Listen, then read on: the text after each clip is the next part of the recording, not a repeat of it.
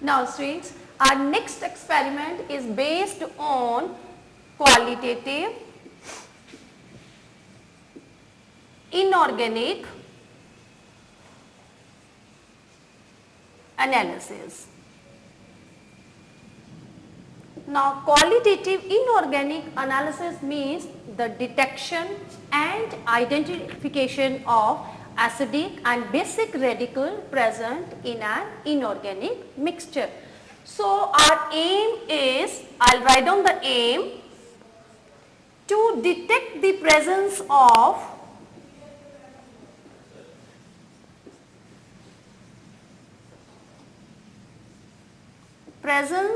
a cation and anion in a given inorganic mixture.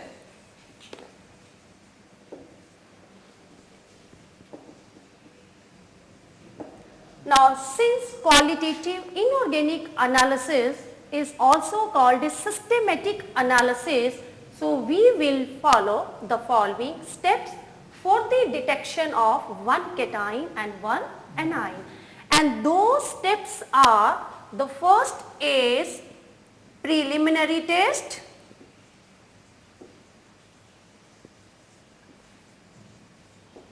or the dry test. And what is the dry test? Yes, dry test means using the salt in a dry state.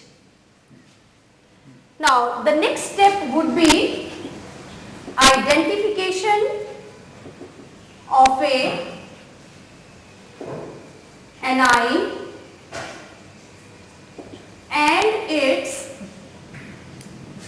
conformation. The next step and the last step would be identification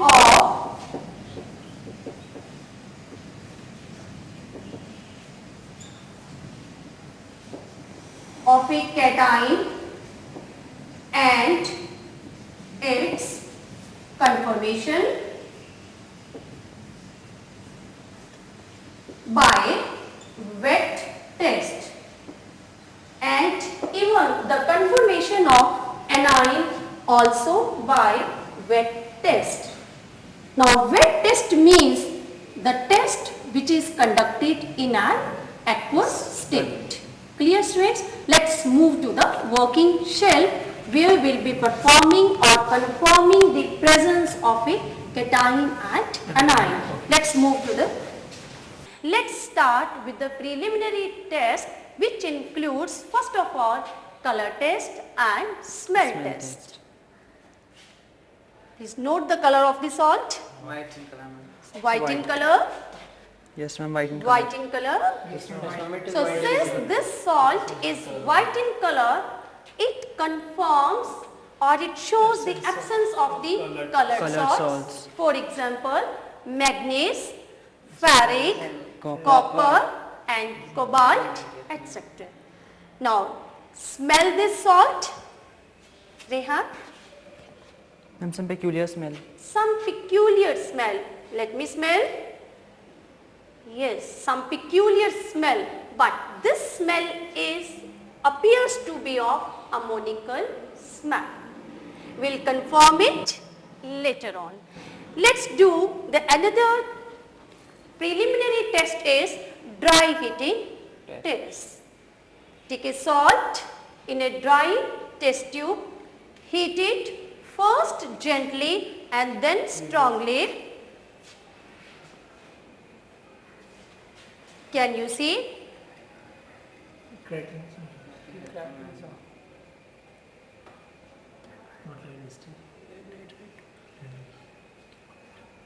lead nitrate थोड़ी crackling sound नहीं आनी चाहिए.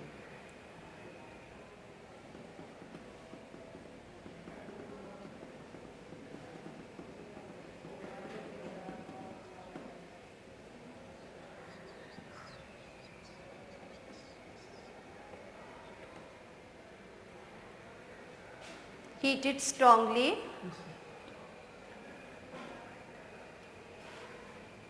Give rotation to the test tube.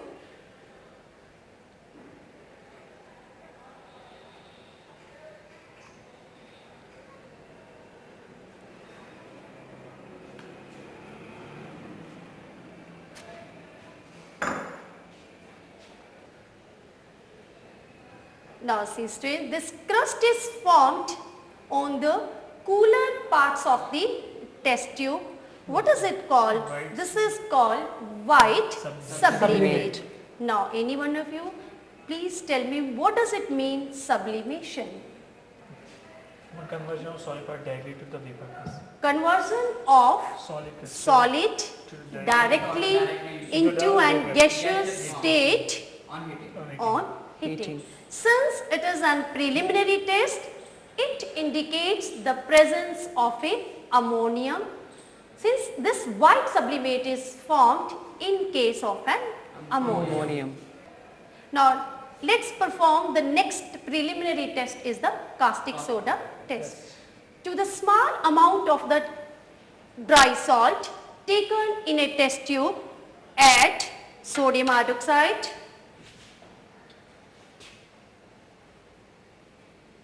now observe the smell if there is any.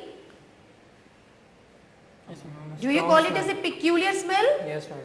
This peculiar smell is of ammonia. Now pass this gas ammonia through a test tube containing Nessler's reagent. On passing this gas to the Nessler's reagent, the formula of the Nessler reagent is K2HgI4 and the brown precipitates of Millen's base is formed, thereby confirming the presence of ammonium. Now let's proceed to the next test, dilute sulfuric acid test. We can also use dilute HCl. To the small quantity of the salt in a test tube, add dilute HCl or we can add dilute sulfuric acid.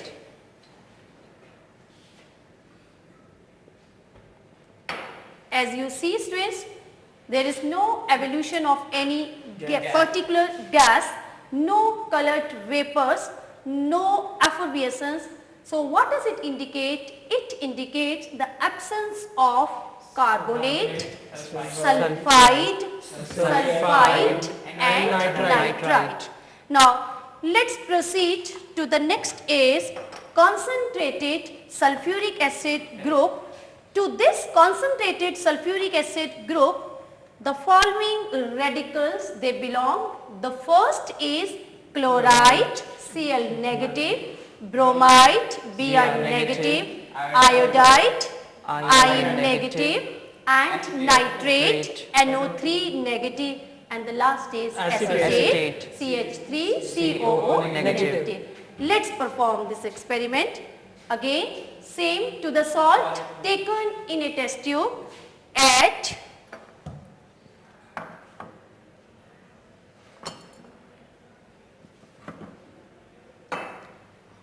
1-2 ml of concentrated sulfuric acid very carefully. What do you observe students? Yellowish brown vapors of which gas? Bromine gas. Br2, thereby indicating the presence of bromide Br negative, which will be confirmed later on by wet test. Let's confirm the presence of bromide ion. Excuse me, ma'am. Yes, I would Beta? like to ask one question. Yes. I mean, in the case of chloride, Yeah. we get HCl gas when we add concentrated sulfuric acid. Yes. But in the case of bromide, we are getting Br2, bromine gas. Why is it so? Oh, sure. Now, since sulfuric acid is a weak oxidizing agent, it can oxidize HBr to bromine, but it cannot oxidize HCl to chlorine, and hence in case of chloride HCl gas is given out. Now, the first confirmatory test in case of bromide ion is silver nitrate test to the salt solution. Salt solution means salt plus is water. Add 2-3 ml of silver nitrate solution. White precipitates are obtained. Now, let's take the small quantity of these. These are not exactly white precipitates. These are yellowish white precipitates. To these small quantity of the precipitates, add ammonium hydroxide,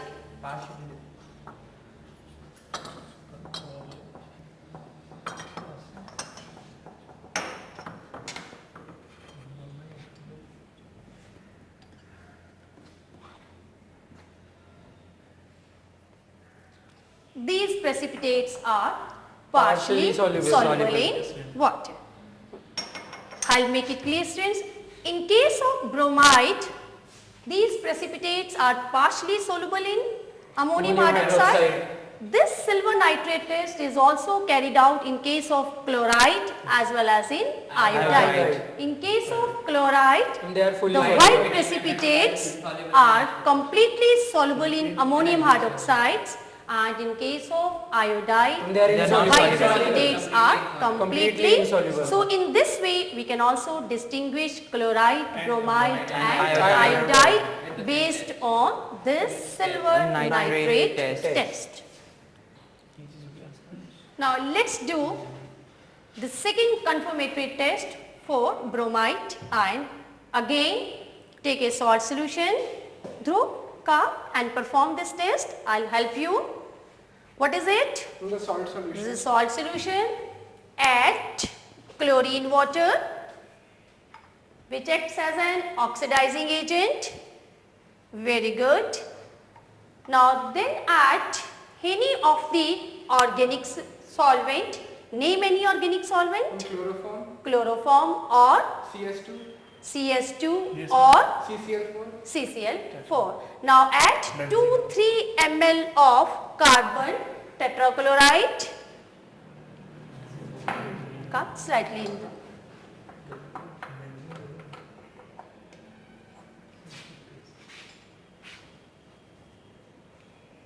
Shake it well.